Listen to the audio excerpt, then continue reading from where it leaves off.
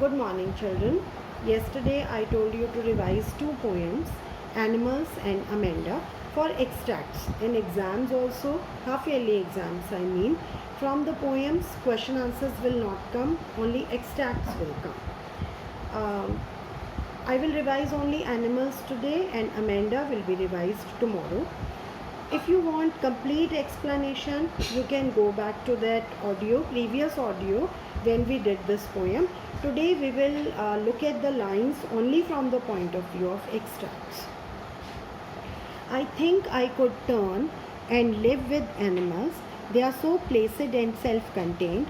I stand and look at them long and long. First question, who is I and who are they here? I refers to the narrator and they or them refers to the animals. Next, why do you think the narrator is looking long and long at the animals?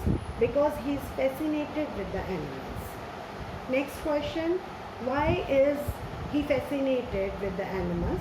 He is fascinated with the animals because he feels that the animals are very satisfied and peaceful and calm. What does he want to do? He wants to live with the animals. What does he want to turn from? Or what is the meaning of turn here? Turn here means he wants to turn from the world of humans. He does not want to live with humans and he wants to live with the animals. Then we can also ask you the name of the poem and the poet. So poem's title is Animals and Walt Whitman is the name of the poet. With correct spelling you should learn it. Then they do not sweat and whine about their condition. They do not lie awake in the dark and weep for their sins. They do not make me sick discussing their duty to God. First these three lines. These three lines are quite simple. They are telling three differences between animals and humans. They are, according to first line of this stanza, human beings do not complain about their condition, animals do not complain about their condition, but human beings complain a lot and they work hard a lot. According to second line, human beings suffer from a sense of guilt and they can't enjoy proper sound sleep at night, but animals don't have any such problem. According to third line, human beings discuss their religious duties, but animals do not. No one is dissatisfied, not one is demented with the mania of owning things. Two more differences. Dissatisfaction is common among humans. Animals are satisfied.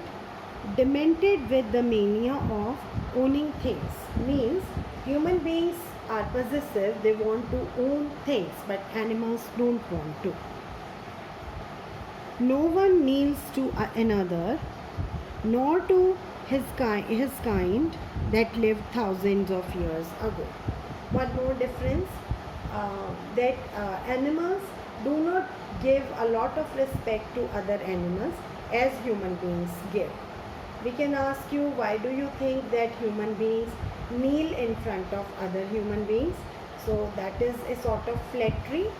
When we want to get some work done by others, we kneel in front of them. And lived thousands of years ago means it refers to those human beings who did something great long back. So we praise them a lot, we admire them, but animals don't do. Not one is respectable or unhappy over the whole earth. One more difference, we are unhappy but animals are not unhappy. They take life as such. So they show their relations to me and I accept them. In the previous 6 or 7 lines, what was the poet doing? The poet has been telling the differences between human beings and animals, and here he says, because of these differences, because of their simple nature, I feel I belong to animals and I accept them. They bring me tokens of myself. So what is the meaning of tokens here? Tokens here means virtues, values which human beings had once. They evince them plainly in their possession. That animals have those values now. I wonder where they get those tokens. Did I pass that way huge times ago and negligently drop them? What does the poet mean to say in last two lines? In these two lines, the poet means to say that earlier these virtues of equality, satisfaction, love, brotherhood, calmness, peace, these virtues used to be there in human beings. A long time back, human beings used to have all these qualities, but now human beings don't have these qualities, and these qualities have been shifted to animals. So in last two lines he is wondering that some time ago he might have passed some ways and he might have dropped those virtues there, and animals seem to have picked up those virtues from that place. Okay, I hope you must have understood. Revise Amanda carefully, and we will discuss the extracts of Amanda tomorrow.